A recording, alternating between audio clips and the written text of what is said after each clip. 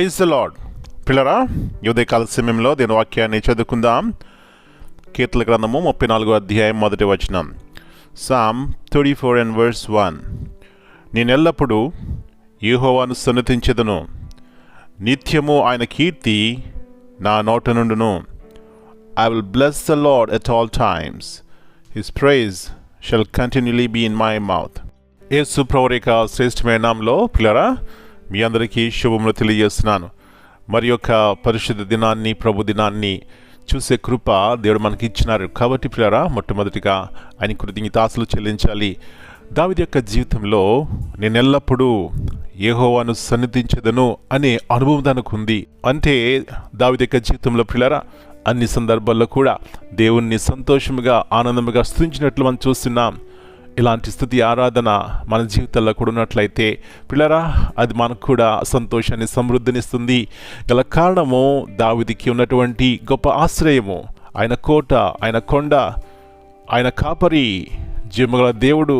కాబట్టి తనకి సమృద్ధి ఉన్నా లేకపోయినా, బలమున్నా బలహీనముగున్నా, ఆస్తి ఉన్నా లేకపోయినా, అన్ని సందర్భాల్లో కూడా దేవుని ప్రేమించినాడు, దేవుని స్తుతించినాడు, ఆరాధించినాడు. కాబట్టి స్తుతి ఆరాధనలో గొప్ప శక్తి ఉన్నది. ఆత్మీయంగా మేలు పొందుతాం, శారీరకంగా కూడా శక్తిమంతులుగా ఉంటాం. అలాంటి కృప ఉదయకాల సమయంలో ప్రతి ఒక్కరికి దేవుడు దయచేయనుగాక. ప్రార్థన చేసుకుందాం. జీవముల దేవ, పరిశుద్ధమైన తండ్రి, మరి యొక్క నూతన శ్రేష్టమైనటువంటి ఉదయకాల సమయాన్ని బట్టి మీకు వందనాలు చెల్లిస్తున్నాం. ఈ దినము మీది, ఇది మీరు మాకు ఇచ్చినారు ప్రభువా. కాబట్టి దీని యందు మేము ఉత్సాహించి సంతోషించడానికి సహాయం ఇచ్చేయండి. ఎప్పుడైతే మేము స్తుతిస్తామో, ఆరాధిస్తామో, మీరు ఆశ్చర్యకరుడు, అద్భుతకరుడు, ఆలోచనకర్తవు, బలమైన దేవుడు, పరిశుద్ధుడు అని మేము మహింపరుస్తామో, ఆరాధిస్తామో, ఆ బలాన్ని మేము పొందుకుంటాం. తద్వారా ప్రభువా, ఆ బలమే మా జీవితాలు నడిపిస్తుంది. మా బలహీనతల్లో మాకు జయం ఇస్తుంది. పాపం నుంచి మేము జయం చూస్తాం ప్రభువా. ఆత్మీయంగా, శారీరకంగా కూడా ఆశ్రదింపబడతాం. కాబట్టి నాయన, ఎలాంటి స్తుతి ఆరాధన మా నోట్లో ఉంచండి. తద్వారా మేము సంతోషముగా, ఆనందముగా ఈ దినమంతా గడపడానికి సహాయం ఇచ్చేయండి. యేసు ప్రభువు వారి యొక్క శిలువ మరణము ద్వారా, పునరుద్ధానం ద్వారా ఎలాంటి గొప్ప రక్షణ, నిరీక్షణ మీరు మాకు ఇచ్చినారు.